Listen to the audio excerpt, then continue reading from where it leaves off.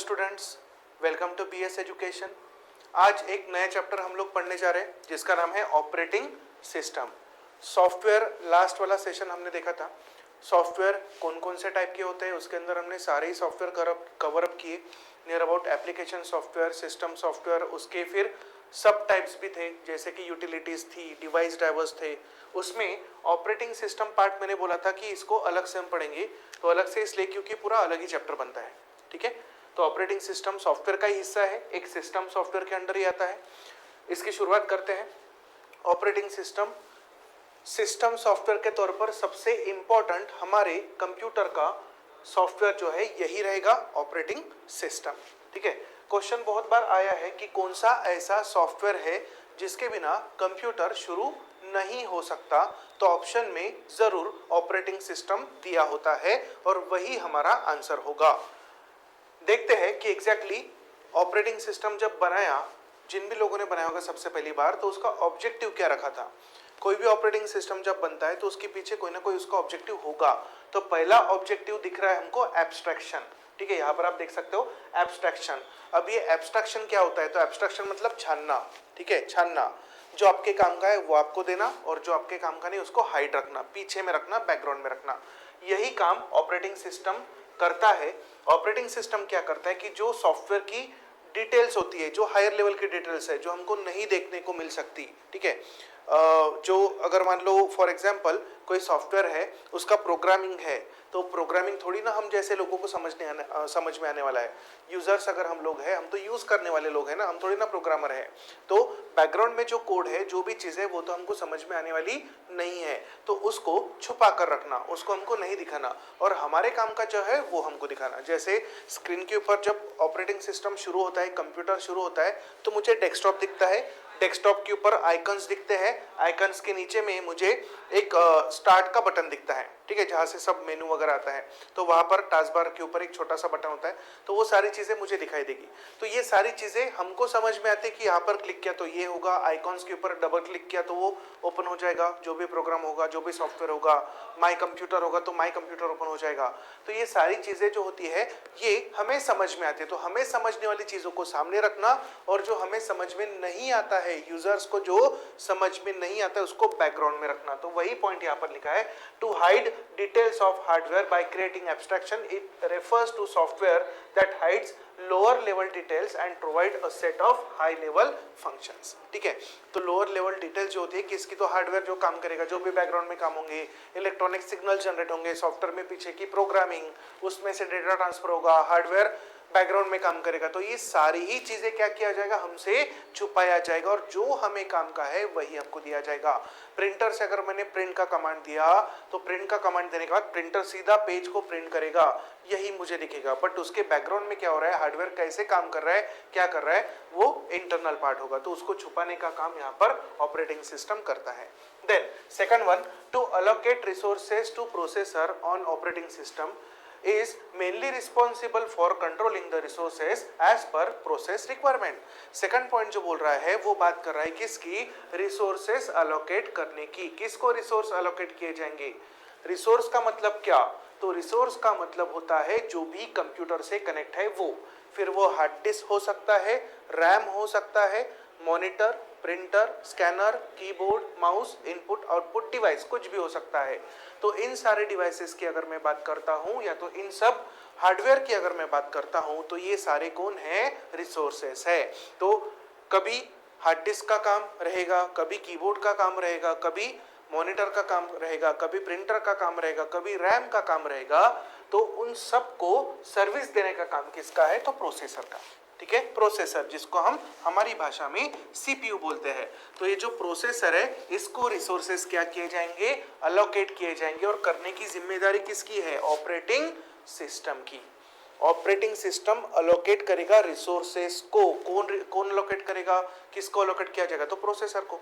ठीक है, processor service देने वाला है तो उसको जो रिसोर्सेस काम में है, जिसका काम है, उसको अलोकेट करने का काम ओएस ही करता है। जब प्रिंटर का काम शुरू होगा तो प्रिंटर का जो भी डिवाइस ड्राइवर है वो सीपीयू के पास उसका प्रोग्रामिंग जाएगा और प्रिंटर अपना काम करना शुरू करेगा। तो यही काम यहाँ पर होता है। सारे रिसोर्सेस को कंट्रोल करने का काम भी ऑपरेटिंग सिस्टम के थ्रू ही किया जाता है। जो भी प्रोसेस है उसका रिक्वायरमेंट जिस तरह से रहेगा उसी हिसाब से ऑपरेटिंग सिस्टम प्रोसेसर को उस चीज को अलोकेट करेगा। ठीक है, ऑपरेटिंग सिस्टम उस प्रोग्राम को, उस प्रोसेस को अलोकेट करेगा प्रोसेसर को। दो चीजें आपको दिख रही, एक है प्रोसेस और एक है प्रोसेसर, दोनों में फर्क है। प्रोसेसर मतलब कौन? तो प्रोसेसर का मतलब होता है सीपीयू। ठीक है, और प्रोसेस कौन होता है? तो प्रोसेस क्या है?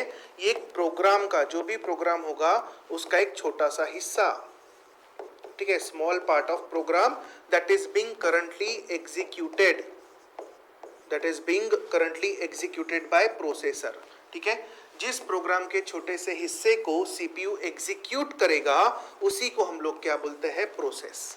ठीक है, process is a part of program that is being currently executed by processor। Processor मतलब सीपीयू, जो कि कौन है? हमारा हार्डवेयर है। और प्रोसेस की अगर मैं बात करता हूं तो प्रोसेस किसका हिस्सा है? प्रोग्राम का, मतलब सीधा सीधा किसका हिस्सा है? सॉफ्टवेयर का। ठीक है, तो प्रोसेसर हार्डवेयर है और प्रोसेस सॉफ्टवेयर का छोटा सा हिस्सा जिसको सीपीयू करंट में प्रोसेस कर रहा है। तो दोनों में डिफरेंस है। तो हर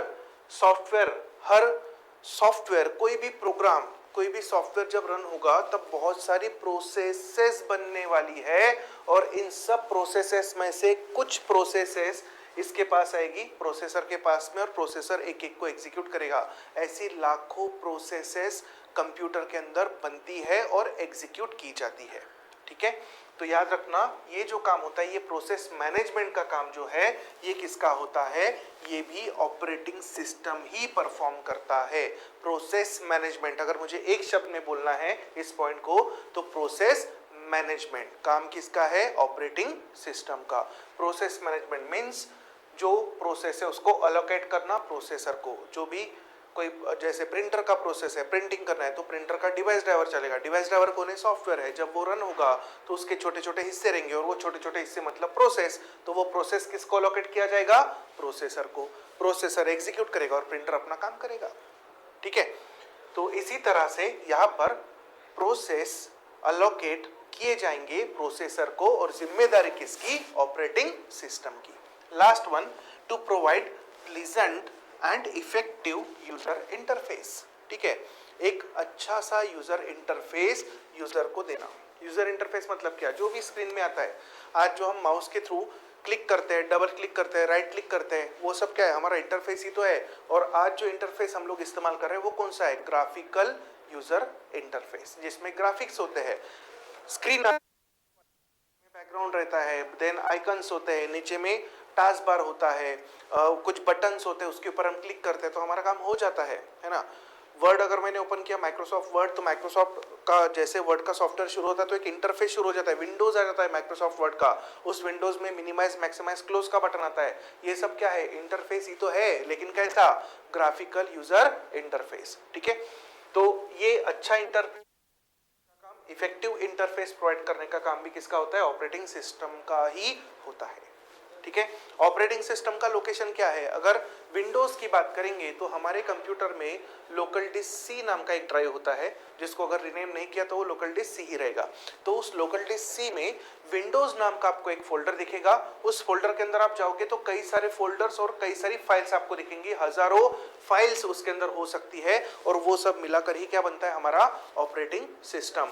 ऑपरेटिंग सिस्टम अगर लोड होगा, ऑपरेटिंग सिस्टम अगर अपना काम सही से करेगा, तभी जाकर हम लोग कंप्यूटर का इस्तेमाल अच्छे तरीके से कर सकते हैं, तभी जाकर सारे डिवाइसेस भी अच्छे से काम करेंगे और साथ साथ में सभी सॉफ्टवेयर्स भी प्रॉपर तरीके से काम करेंगे। तो उसका स्ट्रक्चर इस सेशन के लास्ट में मैं बताऊंगा आपको। ठीक है, आगे बढ़ते हैं। सेकंड वन, बात करते हैं कुछ इंपॉर्टेंट फैक्ट्स की। फैक्ट्स में सबसे पहले बात करेंगे बूटस्ट्रैप लोडर की। ये बूटस्ट्रैप लोडर है क्या? तो एक लाइन में लिखा हुआ है, loads operating system from hard disk to RAM. Hard disk हमारा सेकेंडरी स्टोरेज है, सेकेंडरी परमानेंट स्टोरेज है, जहां पर ऑपरेटिंग सिस्टम रखा जाता है। जैसे 2 मिनट पहले मैंने बताया था कि लोकल डिस्क सी के अंदर विंडोज नाम का फोल्डर है और वहां पर पूरा का पूरा ऑपरेटिंग सिस्टम रखा गया है। उस ऑपरेटिंग सिस्टम को उस हार्ड डिस्क में से रैम के अंदर, रैम कंप्यूटर की प्राइमरी मेमोरी, मेन मेमोरी, उसके अंदर लोड जब किया जाएगा उसी प्रोसेस को बूटस्ट्रैप लोडर कहा जाता है। देन बूटिंग क्या प्रोसेस है? तो बूटिंग यही है, ठीक है, is a bootstrapping process, ठीक है, बूट स्ट्रैपिंग का प्रोसेस ही तो है बूटिंग, और क्या है, ठीक है, which starts the operating system when the computer is switched on and operating system gets loaded from hard disk to main memory, ठीक है। तो बूटिंग क्या है, तो यही चीज है, बूटस्ट्रैप का ही प्रोसेस है, हार्ड डिस्क में से रैम के अंदर ऑपरेटिंग सिस्टम को लोड किया जाता है, वही प्रोसेस मतलब बूटिंग, ठीक है। देन उसके बाद में बूटिंग के दो तरह के टाइप्स हमको दिखेंगे, एक होता है कोल्ड बूटिंग और दूसरा होता है वार्म बूटिंग। कोल्ड बूटिंग कब किया जाएगा, कोल्ड बूटिंग जब कंप्यूटर टर्न ऑन रहेगा, ठीक है, it has been completely shut down, ठीक है।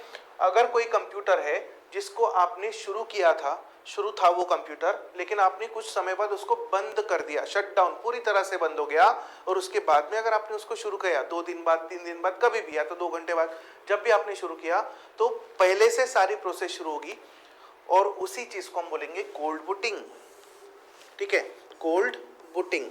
याद रखना, जब कंप्यूटर क्या है पूरी तरह से, ठीक है, when computer is turn on after it has been completely shut down, ठीक है, कंप्यूटर को शुरू किया जाएगा कब शट डाउन अगर वो हो चुका है प्रॉपरली, उसके बाद में आप कभी भी 2 घंटे बाद, 4 घंटे बाद, 1 घंटे बाद, या तो फिर 2 दिन बाद, 7 दिन बाद, जब कभी भी आप उसको शुरू करोगे कंप्यूटर को, तो उसी प्रोसेस को कोल्ड बूटिंग कहा जाएगा। दूसरा है वार्म बूटिंग। वार्म बूटिंग कब किया जाएगा, जब कंप्यूटर को हम रिस्टार्ट करते हैं, ठीक है, कंप्यूटर को जब हम रिस्टार्ट करते हैं, मतलब कंप्यूटर शुरू तो है लेकिन कुछ हो गया, कोई इशू आ गया, हैंग हो गया कंप्यूटर, कोई तकलीफ आ गई कंप्यूटर में, उसके बाद में अगर हम कंप्यूटर को रिस्टार्ट कर देते हैं, रिस्टार्ट करने के तरीके कई सारे हैं, हम रिस्टार्ट का बटन सीधा हमारे सिस्टम में होता है, कई बार डेस्कटॉप वगैरह में होता है, उसके थ्रू कर सकते हैं, या तो कुछ कमांड्स देकर भी कर सकते हैं। पुराने विंडोज ऑपरेटिंग सिस्टम के अंदर कंट्रोल अल्टर और डिलीट का बटन प्रेस करके भी हम लोग ये काम कर सकते थे, रिस्टार्ट कर सकते थे सिस्टम को। अभी नए ऑपरेटिंग सिस्टम के अंदर विंडोज 11, विंडोज 10 के अंदर अगर आप कंट्रोल अल्टर डिलीट प्रेस करते हो तो आपके सामने कुछ ऑप्शंस आ जाते हैं, लॉगआउट का ऑप्शन आ जाता है, देन टास्क मैनेजर का ऑप्शन आ जाता है, इस तरह के 3-4 ऑप्शन आपको दिख जाएंगे, चेंज पासवर्ड और ऑप्शन दिख जाएगा, ठीक है, इस तरह के ऑप्शन आपको ये कमांड देने के बाद दिखेंगे। बट पुराने जो विंडोज के ऑपरेटिंग सिस्टम थे उसमें रिस्टार्ट का बटन अगर आपको प्रेस नहीं करना है तो आप कंट्रोल अल्टर डिलीट इन बटन को एक साथ प्रेस करके कंप्यूटर को रिस्टार्ट कर सकते थे। तो जब कंप्यूटर ऑलरेडी शुरू है, कोई इशू आ गया और आप उसको रिस्टार्ट कर रहे हो, तो उस केस में जो बूटिंग का प्रोसेस होता है उसको हम वार्म बूटिंग बोलते हैं।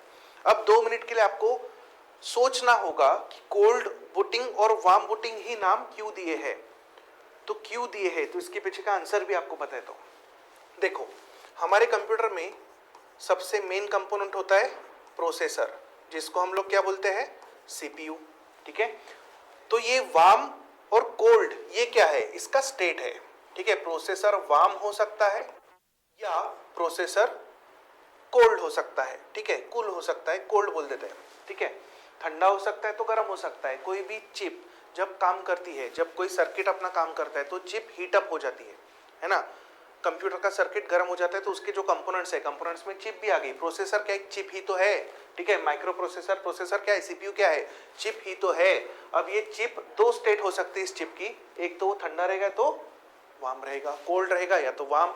अगर सीपीयू कोल्ड है मतलब कंप्यूटर पूरी तरह से शटडाउन था, उसके बाद में आपने कंप्यूटर को शुरू किया तो उस बूटिंग को हम लोग बोलते हैं कोल्ड बूटिंग। जब कंप्यूटर पूरी तरह से बंद है तो चिप थोड़ी ना हीटअप होगा, है ना, चिप थोड़ी ना गर्म रहेगा, वो तो ठंडा रहेगा, और उस समय अगर आप कंप्यूटर को शुरू करते हैं तो उसको बोलते हैं कोल्ड बूट, ठीक है। कंप्यूटर के ऊपर आप काम कर रहे हो, 1-2 घंटा हो गया आप काम कर रहे हो, कंटिन्यू 4 घंटे हो गए, 5 घंटे हो गए, कंप्यूटर के ऊपर काम ही कर रहे हो, कंप्यूटर शुरू है। अगर कंप्यूटर शुरू है तो उसके कंपोनेंट हीटअप बिल्कुल रहने वाले हैं, तो प्रोसेसर भी गर्म हो जाएगा, प्रोसेसर वार्म स्टेट में रहेगा। उस समय अगर आपका कंप्यूटर हैंग वगैरह हो जाता है तो आप रिस्टार्ट करोगे कंप्यूटर को, मतलब कंप्यूटर ऑलरेडी शुरू था मतलब प्रोसेसर काम कर रहा था, और प्रोसेसर काम कर रहा था मतलब प्रोसेसर का स्टेट क्या था, वार्म, गर्म था प्रोसेसर। उस समय आपने रिस्टार्ट किया कंप्यूटर को, इसलिए वो हो गया वार्म बूट। वही तो है, देखो, when computer is turned on after it has been completely shut down, पूरी तरह से शट डाउन है, प्रोसेसर गर्म नहीं है, प्रोसेसर गर्म नहीं इसलिए कोल्ड। कंप्यूटर शुरू था, ऑलरेडी शुरू था, कोई तो भी इश्यू आ गया, आपने कमांड दे किया तो रिस्टार्ट का बटन प्रेस करके कंप्यूटर को रिस्टार्ट किया, मतलब कंप्यूटर ऑलरेडी शुरू था, मतलब प्रोसेसर का स्टेट क्या था, वार्म, इसलिए वार्म बूटिंग, ठीक है। 2 नाम और याद रखना, कोल्ड बूट और वार्म बूट। कोल्ड बूट जब होता है तब ये हार्डवेयर की मदद से होता है, इसलिए इसको हार्डवेयर बूट भी कहा जाता है। और वार्म बूट जो है इसमें ऑपरेटिंग सिस्टम के ऊपर कमांड देते हैं हम लोग, या तो रिस्टार्ट का बटन प्रेस करते हैं, तो इसी के कारण ये सॉफ्टवेयर के थ्रू बूट होता है, इसलिए इसको सॉफ्टवेयर बूट भी कहा जाता है। सॉफ्टवेयर बूट, हार्डवेयर बूट, ठीक है, याद रखना। इसी को अगर और अच्छे से लिखो तो हार्ड बूट ऐसे कहा जाएगा, और इसी को वार्म बूट को ही आप सॉफ्ट बूट भी बोल सकते हैं। सॉफ्ट बूट मतलब ही वार्म बूट, हार्ड बूट मतलब ही कोल्ड बूट। तो hard denote hardware, soft denotes software, ठीक। चलो तो आगे बढ़ते हैं। नेक्स्ट हम बात करेंगे इंटरफेस की, ठीक है। जब ऑपरेटिंग सिस्टम नए नए लाए गए थे, उसका जब इन्वेंशन हुआ था ऑपरेटिंग सिस्टम का, तो पहले ज़माने में ऑपरेटिंग सिस्टम कमांड बेस्ड होते थे। मतलब हर एक चीज़ के लिए हमको कमांड देना पड़ता था। एक फाइल ओपन करना है, कमांड दो, ठीक है। कोई फाइल को कॉपी करना है, कमांड दो, डिलीट करना है, कमांड दो। तो उसको हम लोग बोलते थे CUI, कमांड यूजर इंटरफेस, ठीक है। हर एक चीज़ के लिए कमांड देना पड़ता था, इसलिए 80s में 70s में हर कोई कंप्यूटर का इस्तेमाल नहीं कर सकता था, उसके लिए पहले सीखना पड़ता था, कमांड्स सीखनी पड़ती थी, उसके बाद में आप कंप्यूटर का इस्तेमाल कर सकते थे। तो कमांड यूजर इंटरफेस। और आजकल जितने भी कंप्यूटर्स हम लोग आसानी से इस्तेमाल करते हैं, हमारा मोबाइल है, हमारा कंप्यूटर्स है, उसके अंदर टच स्क्रीन होता है, माउस होता है, ट्रैक पैड होता है, कई बार माउस पैड होता है, माउस पैड तो नहीं बोल सकते हम, जिसको हम लैपटॉप के ऊपर होता है टच पैड, ठीक है। इन सब का इस्तेमाल करके आज हम हमारा काम आसानी से कर सकते हैं। कोई फाइल ओपन करने के लिए आपको कमांड नहीं देना पड़ता है, कोई लंबा चौड़ा कमांड लिखने की जरूरत नहीं है। आप डायरेक्टली वहां पर माउस का एरो लेके जाओ, डबल क्लिक करो, ओपन हो जाएगा, राइट क्लिक करो, कमांड्स आ जाएगी अलग अलग। फाइल सेंड करना है, डिलीट करना है, कट करना है, कॉपी करना है, रिनेम करना है, जो भी है आ जाता है। तो ग्राफिक्स का इस्तेमाल किया जाता है, ग्राफिक्स की मदद से हमारा काम काफी आसान हो गया है, कमांड देने की जरूरत नहीं, सीधा ग्राफिक्स के थ्रू हमारा काम हो जाता है। कोई सॉफ्टवेयर हमने ओपन किया, उसमें मिनिमाइज, मैक्सिमाइज, क्लोज का बटन आ गया, क्लोज करना है, कमांड देने की जरूरत नहीं, सीधा माउस का पॉइंटर लेके जाओ, क्लिक कर दो, खत्म, ठीक है। कमांड अगर आपको देना तो शॉर्टकट कीज होती है, अल्टर F4 प्रेस कर दो, प्रोग्राम एंड हो जाएगा, ठीक है। इसी तरह से GUI काम करेगा, कमांड यूजर इंटरफेस, जहां पर सारी के सारी कमांड्स दिया जाएगा, ब्लैक स्क्रीन रहेगा पूरी तरह से, सिर्फ एक छोटा सा कर्सर रहेगा, हर एक चीज के लिए कमांड लिखो, हर एक काम के लिए आपको कमांड लिखना पड़ेगा। ग्राफिकल यूजर इंटरफेस की बात करेंगे, आपको कमांड लिखने की जरूरत नहीं, आपको ग्राफिक्स के थ्रू ही सारे काम परफॉर्म करने हैं। देन बात करते हैं CUI की। तो CUI में अगर एग्जाम्पल की मैं बात करूंगा तो डिस्क ऑपरेटिंग सिस्टम DOS, ठीक है। 1995 में, 1995 के पहले की बात करेंगे, माइक्रोसॉफ्ट कंपनी इसी तरह का ऑपरेटिंग सिस्टम इस्तेमाल करता था। माइक्रोसॉफ्ट कंपनी ने विंडोज 95 नाम का ऑपरेटिंग सिस्टम लाया 1995 में, ठीक है। पहला ऑपरेटिंग सिस्टम जिसके अंदर क्या था, ग्राफिक्स था, ग्राफिकल यूजर इंटरफेस का इस्तेमाल किया गया था, ठीक है। देन दूसरा आता है GUI। अब CUI के बाद में GUI की बात करेंगे, ग्राफिकल यूजर इंटरफेस। तो इसका एग्जांपल विंडोज ही है, जैसे एग्जांपल मैंने बताया अभी पहला माइक्रोसॉफ्ट का ऑपरेटिंग सिस्टम जो था जिसमें ग्राफिक्स का इस्तेमाल किया था, विंडोज 95। विंडोज 95 के पहले एप्पल नाम की कंपनी थी, एप्पल नाम की कंपनी ने सबसे पहला ऑपरेटिंग सिस्टम मैकिन्टॉश जिसको हम बोलते हैं वो लाया था, जिसके अंदर उन्होंने सबसे पहले GUI का इस्तेमाल किया। तो पहले किसने लाया था, एप्पल ने लाया था। एप्पल के बाद में फिर माइक्रोसॉफ्ट ने ग्राफिकल यूजर इंटरफेस मार्केट में इंट्रोड्यूस किया। तो एप्पल ने तो उस समय तहलका मचा दिया था मार्केट में, ठीक है।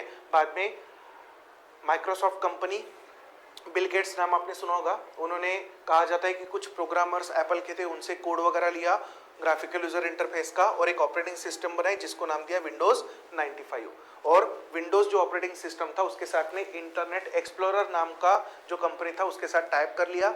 मतलब जब कोई विंडोज का ऑपरेटिंग सिस्टम खरीदेगा उसको इंटरनेट एक्सप्लोरर फ्री में मिल जाता था, ठीक है। तो इंटरनेट उस समय धीरे धीरे पॉपुलर हो रहा था, तो माइक्रोसॉफ्ट ने दिमाग लगाया अपना और अपने शेयर मार्केट में बढ़ा लिए थे, ठीक है। हालांकि इन्वेंशन जो था, शुरुआत जो थी वो एप्पल ने ही किया था। पर्सनल कंप्यूटर को लाने का काम भी सबसे पहले एप्पल ने ही किया था। 1984 में एप्पल का पहला पर्सनल कंप्यूटर मार्केट में उतर चुका था। बात करते हैं ऑपरेटिंग सिस्टम की ही, कंटिन्यू में चलते हैं ऑपरेटिंग सिस्टम के पास। दो तरह की ऑपरेटिंग सिस्टम होती है, एक होता है ओपन सोर्स ऑपरेटिंग सिस्टम, दूसरा होता है closed source operating system.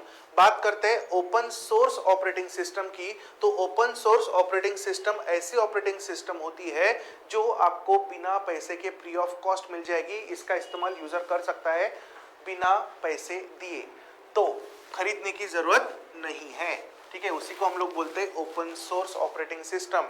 Market में क्या ऐसी ऑपरेटिंग सिस्टम है? बिल्कुल है। हमारे इंडिया में तो विंडोज को भी फ्री ऑफ कॉस्ट कर दिया है, ठीक है। आप जब मार्केट में जाते हो तो बहुत कम लोग हैं जो जेन्युइन विंडोज ऑपरेटिंग सिस्टम खरीदते हैं।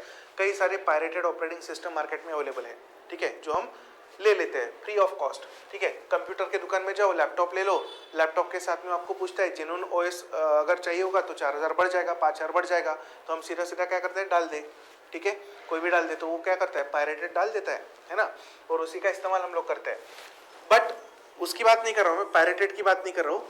ऑब्वियस सी बात है open source operating system market में है, जैसे कि लिनक्स ऑपरेटिंग सिस्टम। आपको पैसे देने की जरूरत नहीं, आप इसको इंस्टॉल कर सकते हो। देन रिएक्ट ओएस है, हाइकू है, नेटबीएसडी है, ओपन सोलारिस है, ठीक है। ऐसे कई सारी कंपनियां हैं जो open source operating system provide करती है। Then closed source operating system की बात करेंगे तो आपको इन ऑपरेटिंग सिस्टम को क्या करना पड़ता है, खरीदना पड़ता है, पैसे देकर खरीदना पड़ता है। इसका कॉपी आपको मिलता है, लाइसेंस आपको लेना पड़ता है, लाइसेंस कॉपी मिलता है आपका। मतलब आपके सिस्टम के अंदर एक बार इंस्टॉल हो गया तो आपका जो ऑपरेटिंग सिस्टम वो किसी और सिस्टम में इंस्टॉल नहीं होगा, एक ही सिस्टम में एक ऑपरेटिंग सिस्टम इंस्टॉल होता है, ठीक है, लाइसेंस के साथ मिलता है।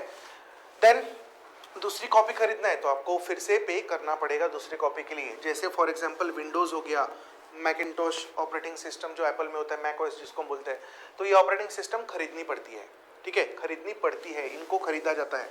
ये क्लोज्ड सोर्स ऑपरेटिंग सिस्टम है, ठीक है। ओपन सोर्स के ऊपर कई बार क्वेश्चन आए हैं, Linux is a type of blank operating system, तो ऑप्शन में सीधा सीधा ओपन सोर्स ढूंढ लेना, आपका आंसर सही होगा, ठीक है। ओपन सोर्स, क्लोज सोर्स और अलग अलग ऑप्शंस दे देता है, ठीक है। आगे बढ़ते हैं, फंक्शंस ऑफ ऑपरेटिंग सिस्टम की बात करेंगे। क्या करता है ऑपरेटिंग सिस्टम? थोड़ी देर पहले मैंने आपको प्रोसेस और प्रोसेसर इसके बारे में बताया था। तो प्रोसेस मैनेजमेंट प्रोसेस क्या होता है कि एक छोटा सा पार्ट है ये प्रोग्राम का जो करंटली कौन एग्जीक्यूट कर रहा है, एग्जीक्यूटेड बाय प्रोसेसर मतलब सीपीयू के द्वारा छोटा सा प्रोग्राम का हिस्सा जब एग्जीक्यूट होता है उसी को हम प्रोसेस बोलते हैं।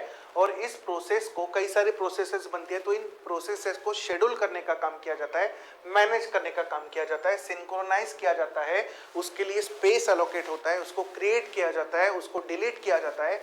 ये सारा जो काम होता है ये किसका होता है? ये सारा काम ऑपरेटिंग सिस्टम ही परफॉर्म करता है, ठीक है, जिसको हम सीधा सीधा प्रोसेस मैनेजमेंट बोलेंगे। अगर एक सॉफ्टवेयर रन होता है, उसकी अगर 1,00,000 प्रोसेस बन गई तो 1,00,000 प्रोसेस में से कौन सा प्रोसेस पहले एग्जीक्यूट करना है, कौन सा बाद में, इसका शेड्यूलिंग तो करना पड़ेगा। कौन करेगा? Operating system. जो प्रोसेस एग्जीक्यूट हो गई है उसको रिमूव करना पड़ेगा, मेमोरी में से डिलीट करना पड़ेगा। करेगा कौन?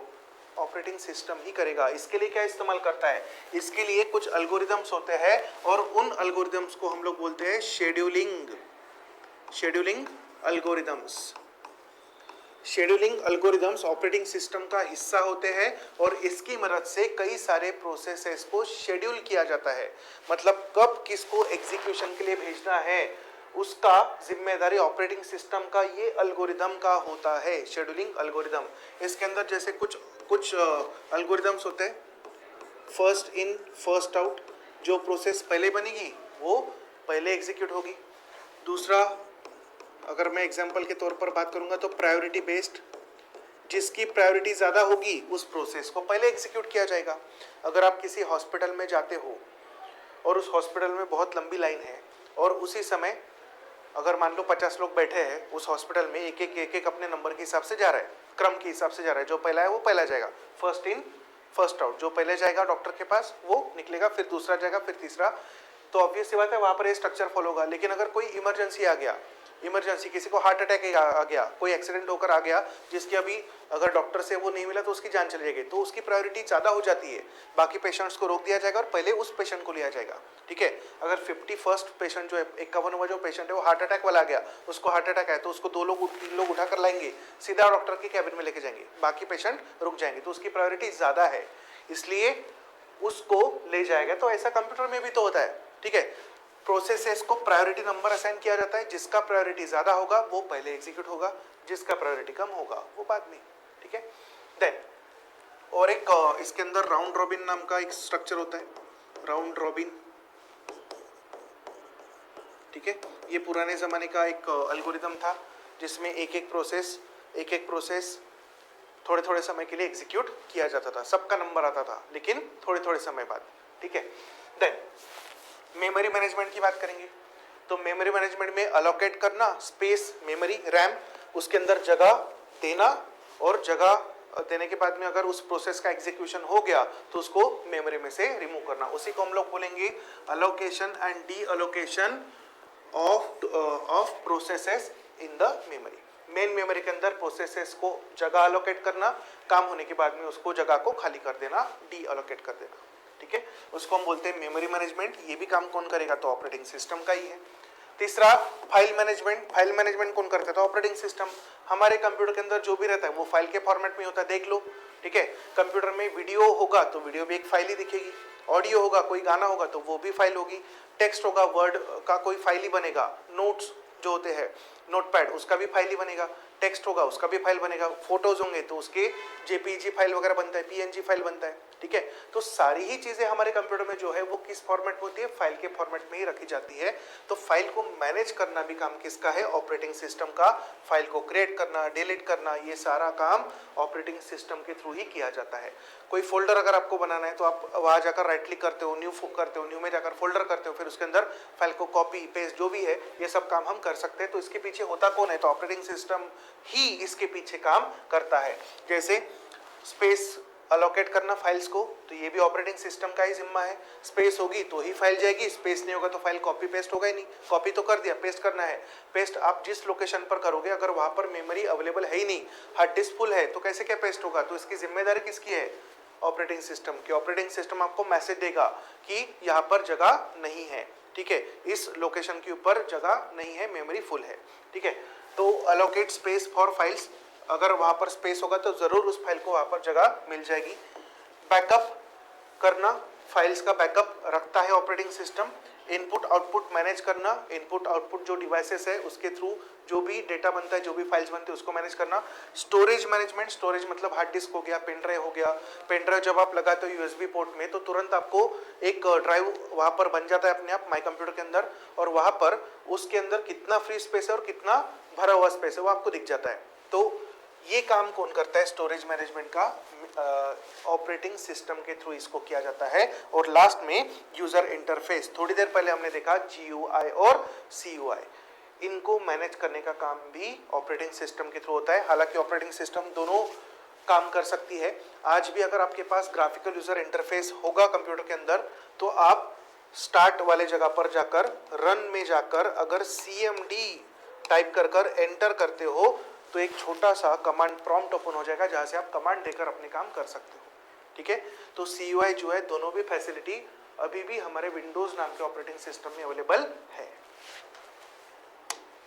अब आखिरी में हम लोग देखते हैं स्ट्रक्चर ऑफ सिस्टम। पूरा जो हमारा कंप्यूटर होता है उसका स्ट्रक्चर देख लो। सबसे अंदर का जो लेयर होता है वो होता है हार्डवेयर का लेयर, सबसे इंटरनल लेयर हार्डवेयर, ठीक है। हार्डवेयर के ऊपर एक लेयर होता है जिसको कर्नल कहा जाता है। कर्नल के ऊपर होता है शेल और शेल के ऊपर होता है एप्लीकेशन, ठीक है। इसको थोड़ा सा मॉडिफाई करता हूं मैं। ये हार्डवेयर, हार्डवेयर के ऊपर कर्नल, कर्नल के ऊपर शेल, शेल के ऊपर ऑपरेटिंग सिस्टम और ऑपरेटिंग सिस्टम के ऊपर एप्लीकेशन, और एप्लीकेशन को कौन यूज करेगा? हम जैसे लोग, मतलब यूजर, ठीक है।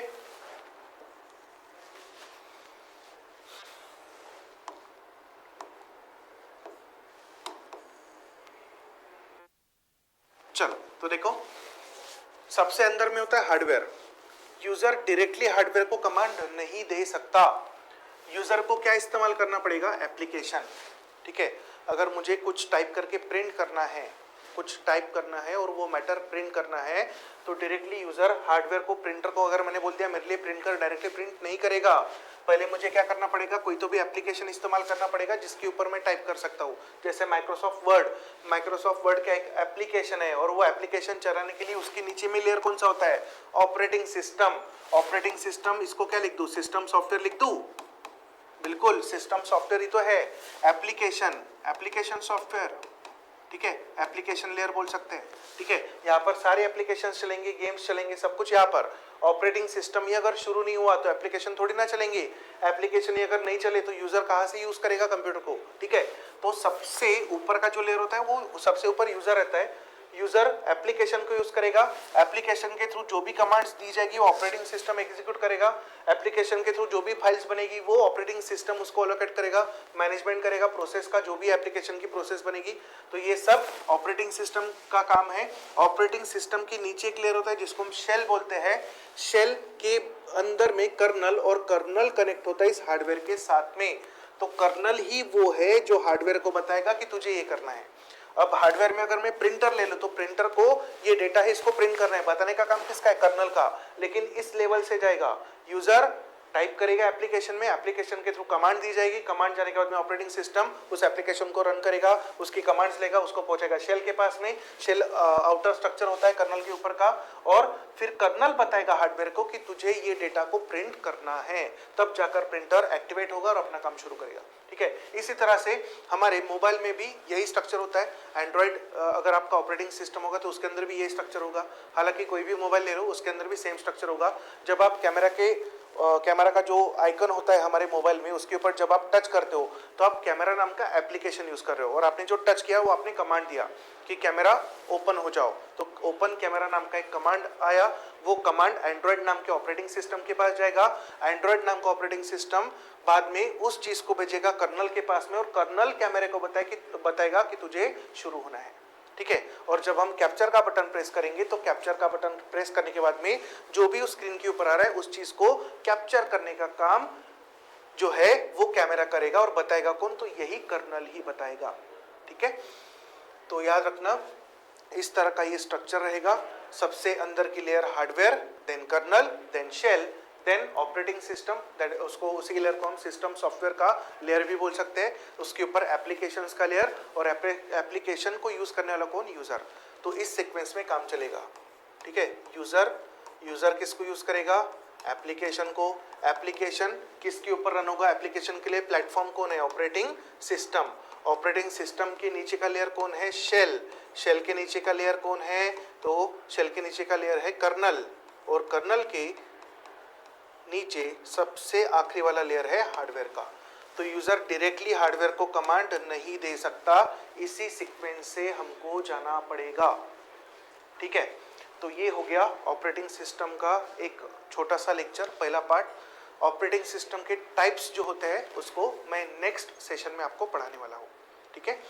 तो अगर ये सारी चीज़ें आपको पसंद आती है तो हमारे चैनल को लाइक कीजिए, वीडियो को लाइक कीजिए, सब्सक्राइब कीजिए हमारे चैनल को, और आप शेयर भी कर सकते हैं ताकि और भी लोगों तक ये सारे वीडियोस पहुँचे, और भी लोगों को इसकी मदद हो जाए, ठीक है। तो मिलते हैं नेक्स्ट सेशन में। Thank you so much, have a nice day.